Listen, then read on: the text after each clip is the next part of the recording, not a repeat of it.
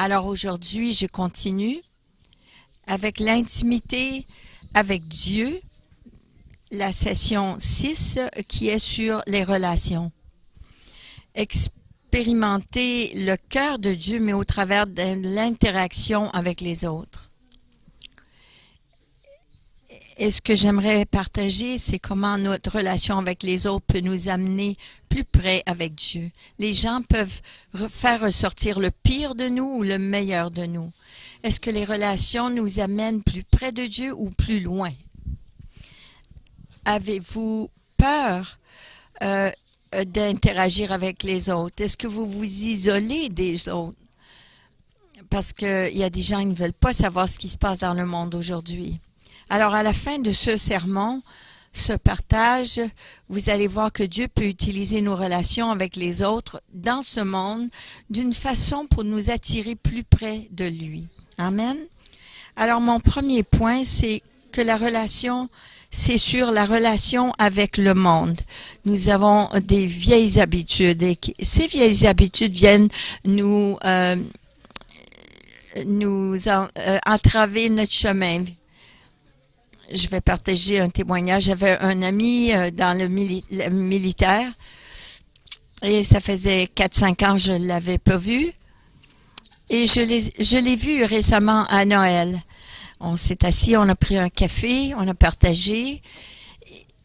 Et après quelques minutes de conversation, c'est comme si on n'avait jamais été séparés. C'est comme si on était toujours ensemble.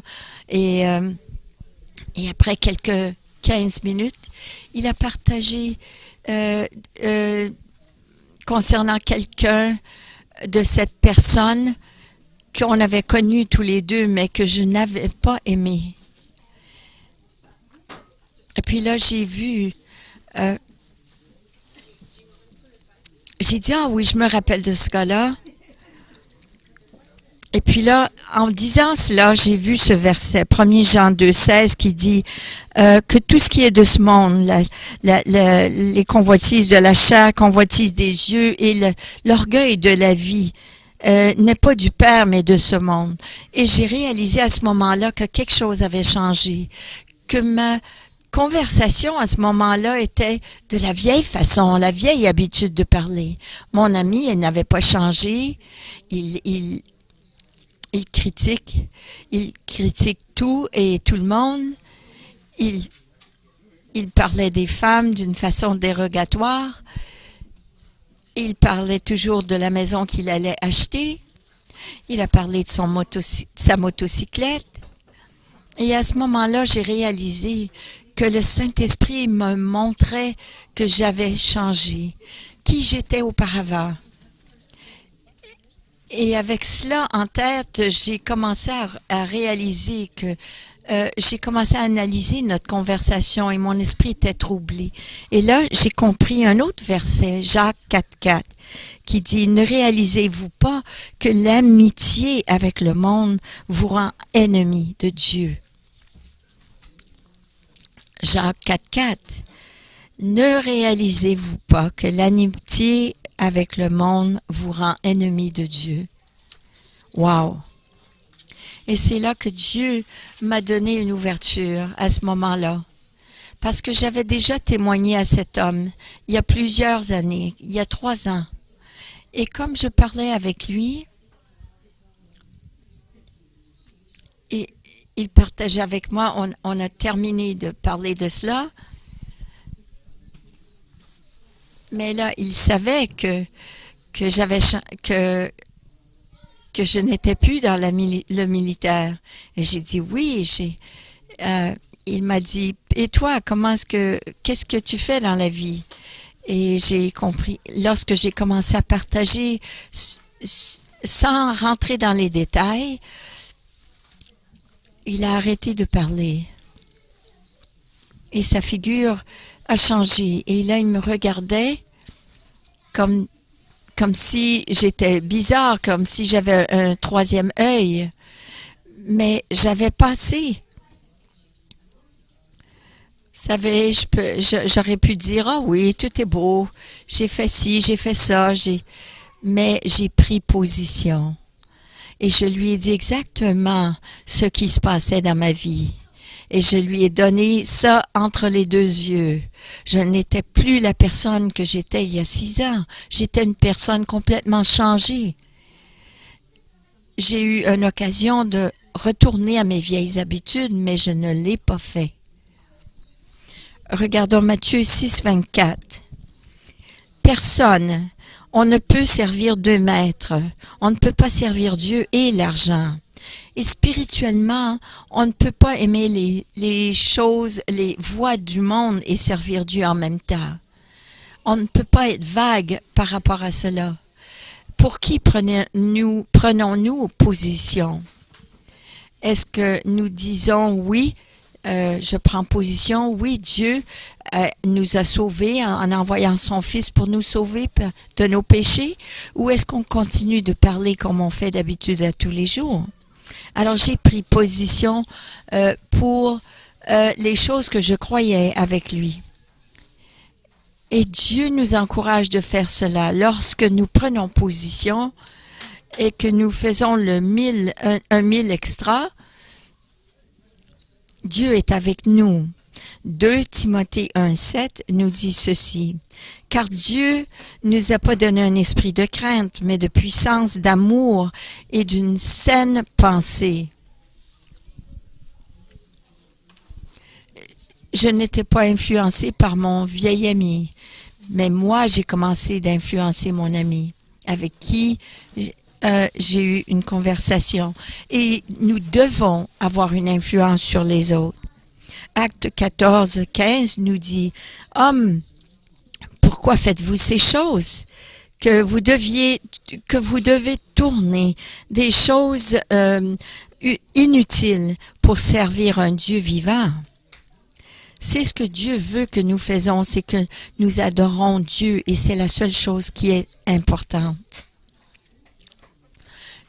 Ne vous isolez pas du monde. Et il y a beaucoup de chrétiens, vous savez, qui vivent dans une bulle. Ils sont confortables dans leur bulle. Ils sont bons, personne les ennuie, personne les dérange. Mais ce n'est pas pour cela que Christ est mort sur la croix. Nous devons aller vers les autres. Nous devons parler à nos collègues, nos amis. Et nous avons un cercle d'influence pour Dieu. N'ayez pas peur, mais faites confiance à Dieu. Lorsque vous allez de l'avant et que vous dépassez ce voile de crainte, Dieu va vous rejoindre à l'autre bout.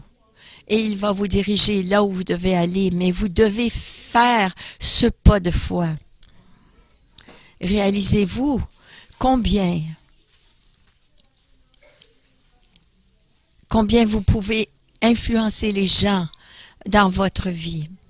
Mais pour faire cela, vous devez vivre cette vie pour laquelle Christ est mort.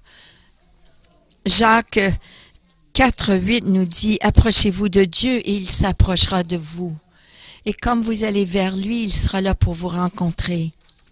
Mais il ne vous poussera pas, il ne vous saisira pas, il ne va pas vous tirer dans cette direction. C'est un choix que vous devez faire. Chaque fois que nous faisons quelque chose pour influencer les autres et nous amenons le royaume de Dieu plus près sur la terre, nous nous approchons de Dieu dans nos relations. Alors, le point numéro 2, c'est la relation avec Dieu. Regardons maintenant notre relation avec Dieu et comment avoir l'intimité avec Dieu. Comme nous nous approchons de Dieu, nous allons désirer une relation beaucoup plus intime avec lui. Nous ne pouvons pas empêcher cela parce que le Saint-Esprit nous touche pour être intime. Et être intime avec quelqu'un, c'est d'être plus profondément intime avec lui ou elle. Et nous savons, lorsque cette relation est endommagée, lorsque nous sommes éloignés l'un de l'autre, alors comment êtes-vous de votre Père céleste? Est-ce que vous vous êtes approché de lui? La distance n'a pas d'importance. Lorsqu'on était aux Philippines, j'ai eu l'occasion de parler avec Jason, qui est le fils de pasteur Shirley et pasteur Dundon.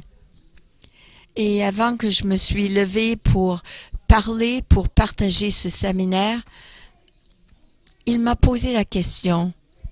Mike, est-ce que tu pourrais parler sur le sujet? Les gens, lorsqu'ils viennent du Ouest et qui viennent de l'extérieur, ils parlent de la joie, de la paix, de comment Dieu a changé leur vie. Mais on ne voit pas cela arriver ici.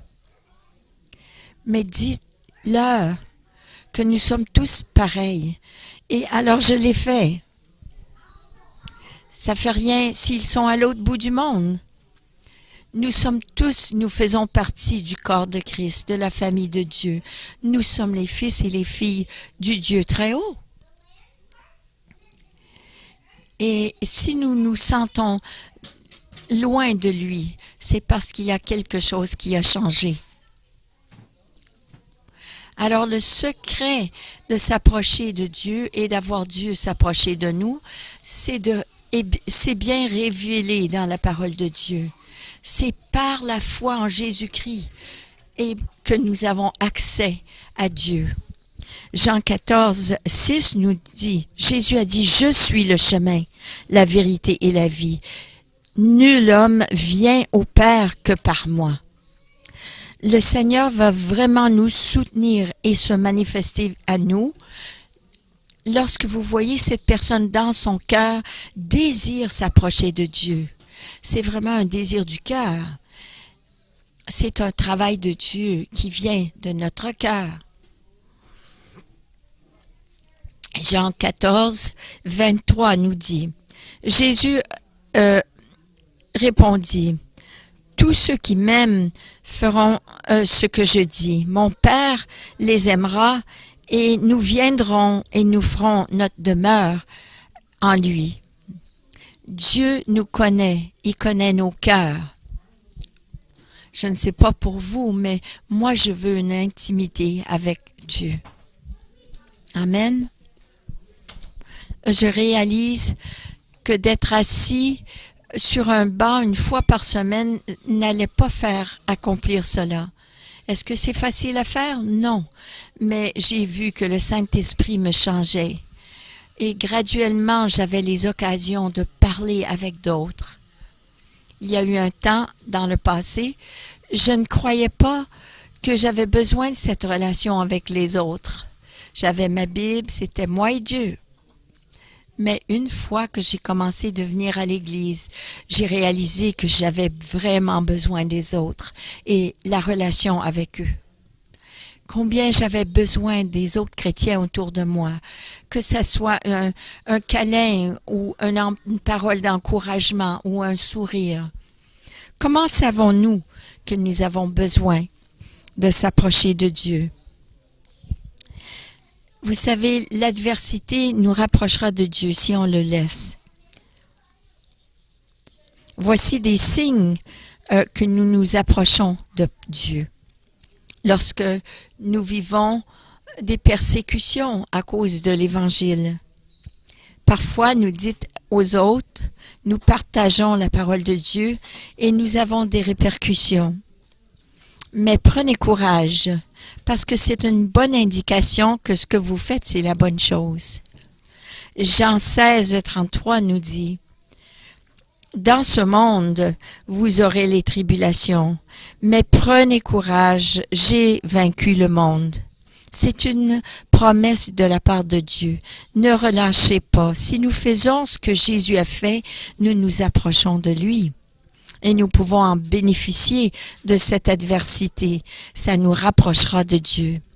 Ça va nous maturer comme chrétiens. Et ça nous permettra aussi de refléter l'amour de Dieu envers les autres. Être sensible au péché. En voilà un autre point. Vous allez réaliser lorsque vous vous approchez de Dieu, vous allez être beaucoup plus sensible aux aux forces des ténèbres ou du péché autour de vous. Nous péchons tous et on nous dit cela dans la parole de Dieu. 1 Jean 1,8 nous dit, si nous confessons nos péchés, 1,9, il est fidèle et juste pour nous les pardonner et de nous purifier de toute iniquité. Voilà quelque chose que nous devons faire. Nous ne devons pas ne pas demander pardon. Nous devons confesser nos péchés et lui demander de nous pardonner. Nous pouvons prier et être pardonnés de nos péchés. Et seulement là pouvons-nous marcher de plus près avec notre Sauveur. Nous devons avoir le désir de beaucoup plus des choses que Dieu peut faire dans notre vie. Nous devons identifier aussi les choses qui sont en désaccord avec la parole de Dieu. Et nous devons désirer d'être dans le corps de Christ aussi. Philippiens 3,20 nous dit, « Notre citoyenneté est dans le ciel, et de cette citoyenneté nous espérons, nous attendons le Sauveur, le Seigneur Jésus-Christ. » Jésus est la tête de l'Église, il est le grand berger. Comme je vous ai dit, je ne croyais pas que je devais aller à l'Église auparavant, mais lorsque j'ai commencé de venir à l'Église, j'ai vu mon besoin des autres. Et on doit désirer d'être avec les autres. Et voilà où nous pouvons manifester l'amour de Dieu. Ça ne fait rien où nous demeurons.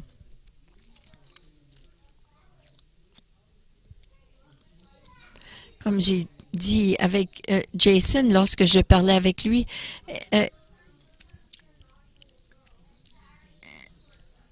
voici ce qui est important. Romains 2, 11 nous dit, Dieu n'a pas il n'est pas partiel, il n'est pas de préjudice envers qui que ce soit. Tous sont égaux à ses yeux. Et il nous traite comme s'il traiterait son fils Jésus. Je trouve cela merveilleux de savoir que je suis traité et aimé comme Dieu a aimé son fils. Il me traite de la même façon. Je réalise aussi que le plus que je m'approche de Dieu, que je désire m'approcher de Dieu, je désire aussi m'approcher des autres. On a besoin d'une faim grandissante pour la parole de Dieu. Car Osée 4,6 nous dit « Mon peuple est détruit pour un manque de connaissance. » Et voilà comment nous pouvons être sauvés des attaques de l'ennemi. Si nous avons des promesses de la parole de Dieu sur lesquelles nous pouvons nous tenir, nous ne serons pas attirés par les choses du monde. Nous pourrons s'encourager les uns les autres. Et ça nous est outil pour combattre contre les tentations de Satan. Et ça bâtit cette armure que nous avons, cette connaissance. Je reconnais, si je mange, je vais avoir faim de plus belle. Mais Jean 6, 35, Jésus déclare, « Je suis le pain de vie. Quiconque vient à moi n'aura pas faim, et quiconque croit en moi n'aura jamais soif. » Si vous avez une relation, une faim qui grandissante pour la parole de Dieu, vous allez vous approcher de Dieu. Et nous avons aussi besoin de sortir de notre zone de confort. On ne peut pas juste rester là, dans notre zone de confort. Et c'est difficile à faire parce que les gens n'aiment pas être étirés. C'est naturel. Mais pour moi, d'être étiré, c'est la façon la plus vite de m'approcher de Dieu. Je suis toujours plus confortable lorsque je sors et je fais quelque chose. Et j'ai réalisé que Dieu est très patient. Il y a une fois, j'étais à Ottawa Et j'avais un homme là à qui je pouvais témoigner. Et j'ai dit non, non, j'ai pas le goût de faire ça. Et puis là, j'ai réalisé. Et j'ai dit au Seigneur, Seigneur, si tu me donnes une autre chance, je vais témoigner de toi. Et là, devinez quoi? Le lendemain, à l'heure du dîner, la même chose est arrivée. Et cette fois-ci, j'ai pris le défi. Et ce gars a répondu de la même façon. Je pensais qu'il allait m'envoyer promener, mais non, il était ouvert, il a écouté et ça a fonctionné. Ces relations sont très importantes. Nous avons besoin de ces relations. On ne peut pas vivre dans un vacuum. On a besoin des épaules sur lesquelles s'appuyer. On a besoin d'avoir des gens vers qui on peut ventiler. Et dans notre marche spirituelle, les autres peuvent dire où en es-tu dans ta marche? Il y a aussi une autre dynamique qui nous aide dans nos relations. Et c'est de regarder au-delà de nous-mêmes, de nos besoins, et de voir nos frères et sœurs dans leurs besoins, dans leur marche quotidienne. Et Bartimée était un peu de cette façon. Barnabas. Vous rappelez-vous de Barnabas? Il était celui que Paul, il est allé voir les apôtres et il leur a dit, aux apôtres à Jérusalem, il leur a dit que Paul était changé, qu'il était un des nôtres. Et Barnabas, le nom Barnabas veut dire fils d'encouragement. Il a encouragé les autres de suivre les enseignements de Jésus. 1 Thessaloniciens 5:11 nous dit « Encouragez, vous les uns les autres, et bâtissez-vous. » Pourquoi est-ce que je parle de Barnabas? Parce que j'aimerais vous dire que dans le corps de Christ, on peut faire cela. Alors, j'appelle ça la relation Barnabas, Paul et Timothée. Cette relation, comme je vous ai dit, Barnabas était un encourageur. Il était un mentor. Il était le métal qui aiguisait l'autre métal. Alors, ils n'ont pas peur de nous faire du mal. Ils sont là pour nous aider. Ils sont là pour nous encourager. Déclarer des paroles. Et Barnabas était pour Paul ce que Jésus est pour nous. Il est notre frère. Jésus est notre frère. Et Barnabas était un frère à Paul. Alors, lorsque ces deux frères voyageaient ensemble, ils avaient cette audace de parler de Dieu.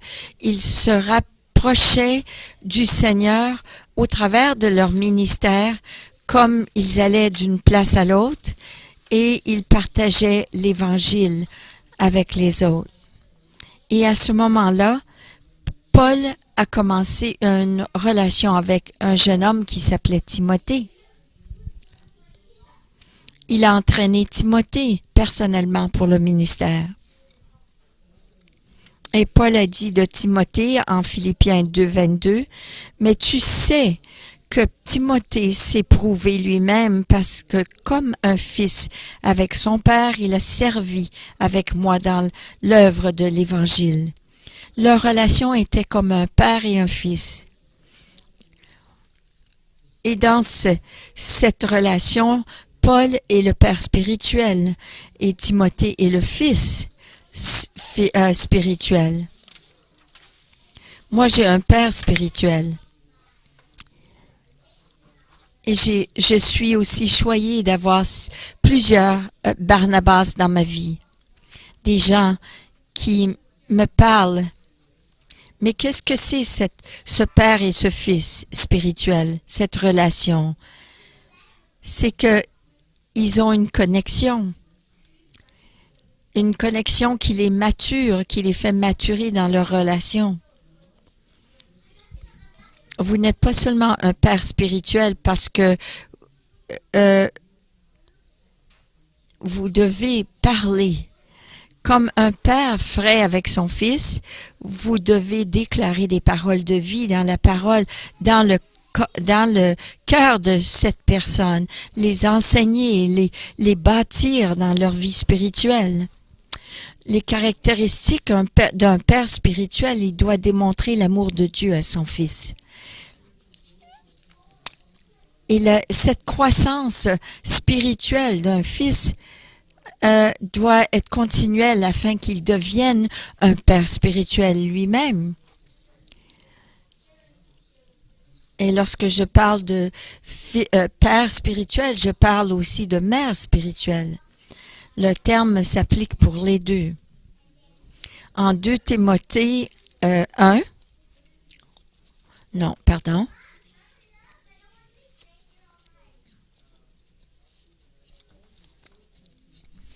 Paul donne 4 caractéristiques d'un père spirituel.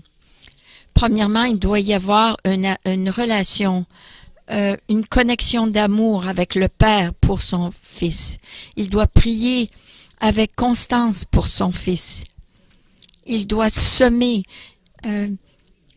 dans la vie de son fils. Paul a fait cela.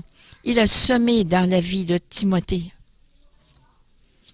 Il a semé ce qu'il voulait qu'il sache de la parole de Dieu.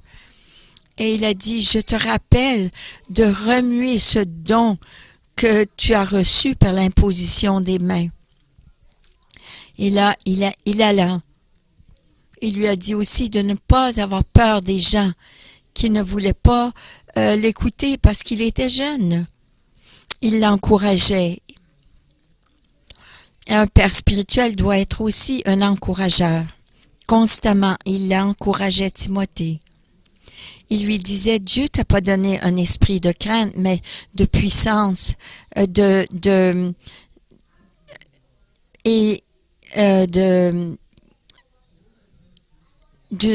saine pensée. Alors, quelles sont les 4 caractéristiques d'un fils spirituel? Premièrement, c'est leur passion pour Dieu. Ils doivent avoir une soif, une faim pour grandir dans le Seigneur. Ils doivent se positionner pour apprendre. Pas seulement s'asseoir sur les bancs, mais ils doivent se positionner pour recevoir. Et ils ont aussi un cœur pour servir. Ils veulent servir les autres. Ils ne sont pas orgueilleux. Ils veulent servir avec humilité. Et leur réponse à l'autorité. Il y a bien des gens qui sont orgueilleux. Ils ne veulent pas qu'on leur dise quoi faire.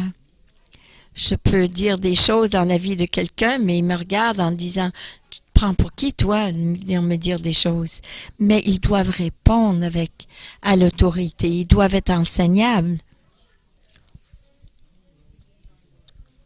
Et quelle sorte d'habilité est-ce qu'ils ont pour prendre la correction? Il y a des gens qui ne veulent pas qu'on leur dise quoi faire. Mais parfois, vous savez, ils ne savent pas quoi faire. Parfois, on est très loin dans les patates, oui.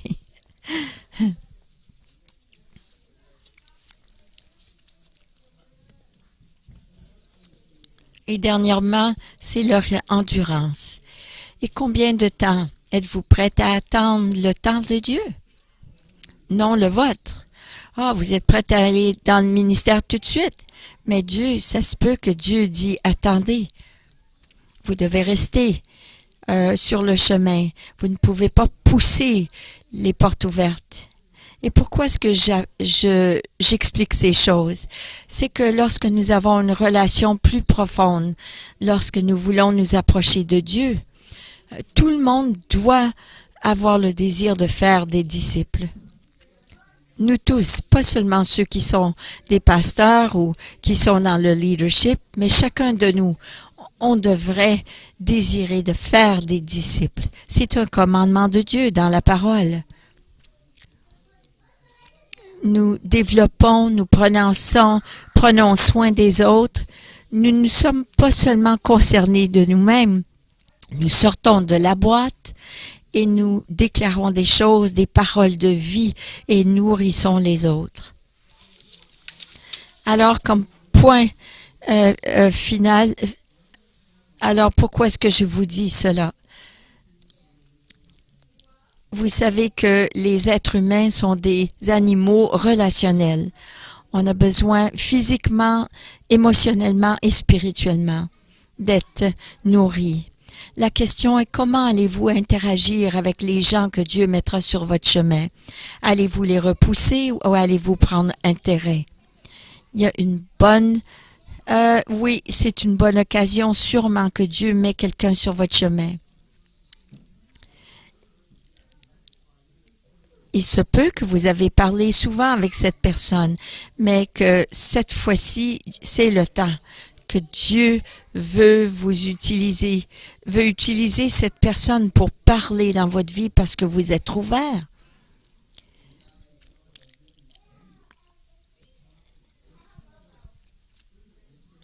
Alors Dieu est en train de mettre ces gens sur notre chemin et il veut que nous parlons à ces gens. Alors le point final est ceci. Si vous voulez vous rapprocher de Dieu, sortez de votre zone de confort et parlez aux gens de ce que votre Père céleste a fait dans votre vie. C'est tout ce que vous devez faire. La plupart de nous,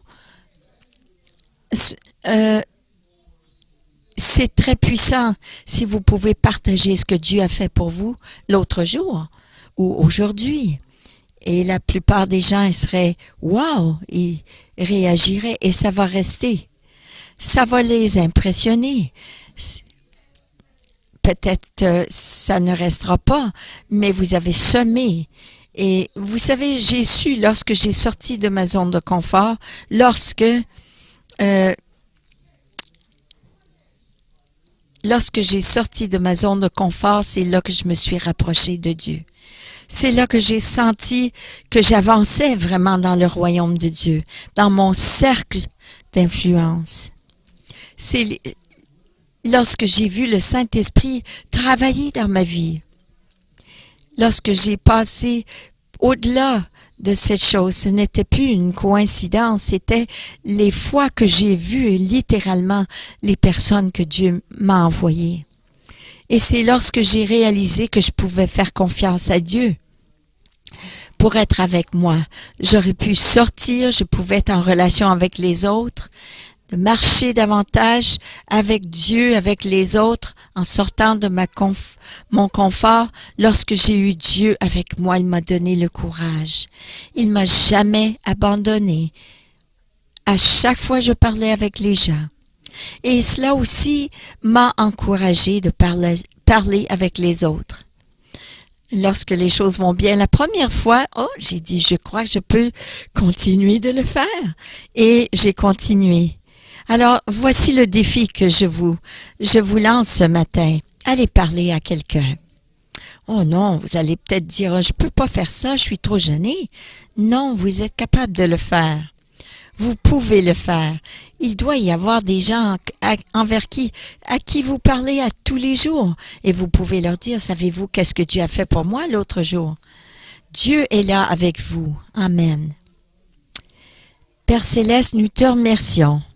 Merci parce que tu es dans nos vies, tu fais partie de nos vies. Donne-nous le courage de sortir de notre zone de confort avec la connaissance, la conviction que tu es toujours avec nous. Seigneur, merci, je prie que tu bénis mes frères et sœurs, mes amis, et que tu puisses bénir leur semaine au nom de Jésus. Amen. J'aimerais ajouter quelque chose que Mike a dit. J'aimerais ajouter à ce qu'il a dit. Il a parlé de Barnabas, de Paul, de Timothée, de ses relations. Je vais vous dire comment ces relations fonctionnent. Lorsque je viens vers quelqu'un, et pourquoi ces trois relations sont si importantes. Lorsque vous venez vers quelqu'un dans cette relation de Barnabas, Paul et Timothée, disons que je viens vers Pasteur Mike, et je viens comme un frère. Et je demande à Dieu, Seigneur, j'ai besoin de savoir comment encourager mon frère. Qu'est-ce que je peux lui dire? Enseigne-moi comment je peux être un frère envers lui. Alors ça m'approche de Dieu et là Dieu me parle et me donne de la façon dont je peux m'approcher de ce frère avec le cœur de Dieu. Alors, je m'approche de lui et j'apprends à développer ce caractère avec de la compassion, d'aller toujours vers lui avec des soins, avec de l'amour. Et de la même façon, je lui permets aussi d'être un frère dans ma vie. Alors, je dois avoir le cœur de recevoir de mon frère aussi. Je dois ouvrir mon cœur, je dois prendre le temps, je dois être à l'écoute et je dois répondre avec grâce, avec faveur, avec encouragement envers lui. Et ça m'enseigne comment être un meilleur frère envers lui.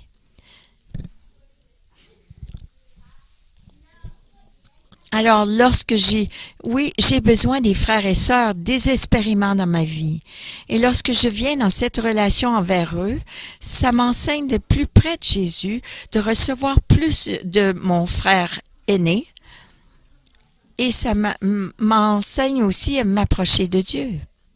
Mais qu'est-ce qui arrive avec un père spirituel? Alors là, on va changer de relation. Je vais aller vers Mike comme un père spirituel.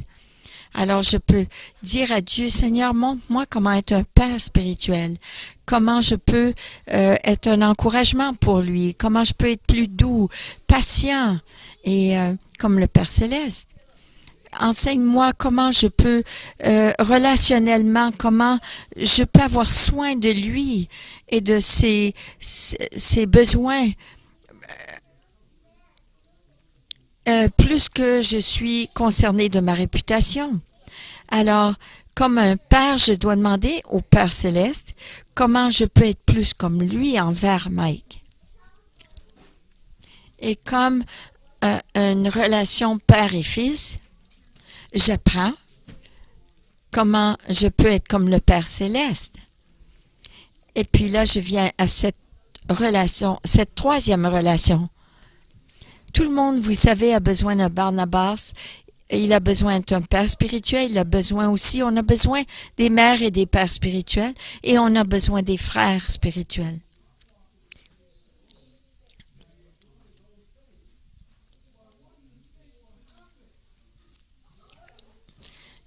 Lorsque moi j'ai demandé d'avoir un père spirituel, il n'était pas mon égal d'autre. Il était quelqu'un envers qui je pouvais m'approcher, mais comme un père.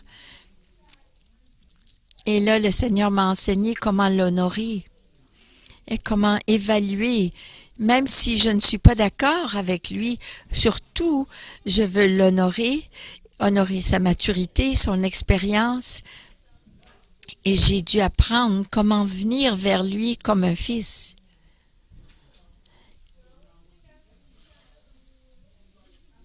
Et comme j'ai appris d'être un fils à l'apôtre Chuck, j'ai aussi appris à m'approcher de mon Père Céleste. Alors, c'est pour cela que ces trois relations sont importantes. Jésus, mon frère, le Père, la relation du Père, et comme un fils ou une fille, j'apprends à être cela à mon Père Céleste.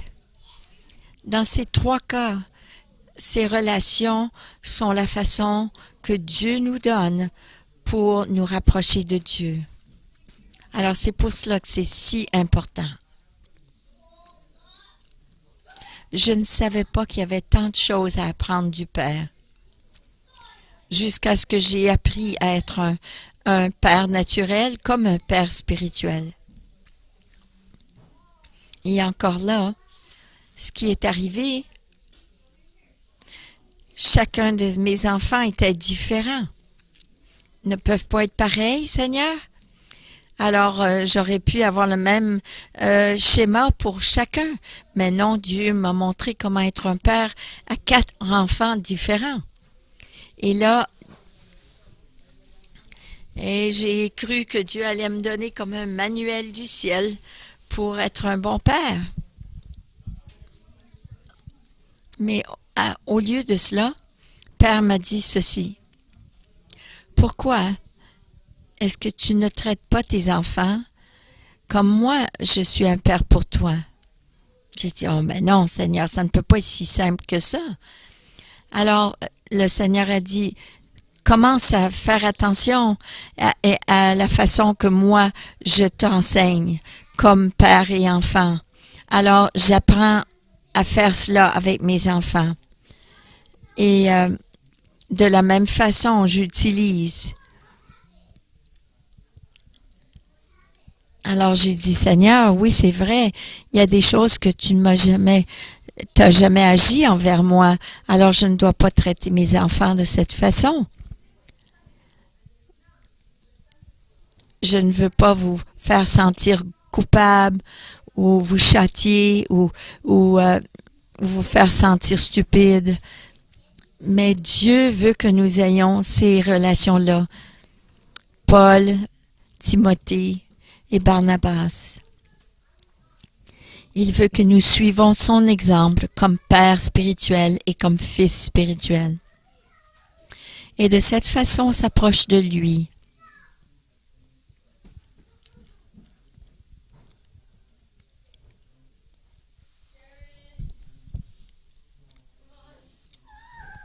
Ces trois relations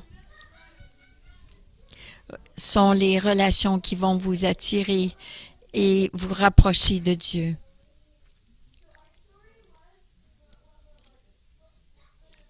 Alors, je vous encourage de faire cela, de prendre avantage de cela, de vous rapprocher de Dieu. Alors, je peux vous dire que d'être seul, c'est une bonne façon de nuire à votre croissance et de vous empêcher de grandir dans la foi et dans l'amour. Seigneur, donne-nous des fils spirituels et des pères spirituels, afin que nous accomplissions ta volonté, que nous nous approchons de toi, Seigneur. Amen.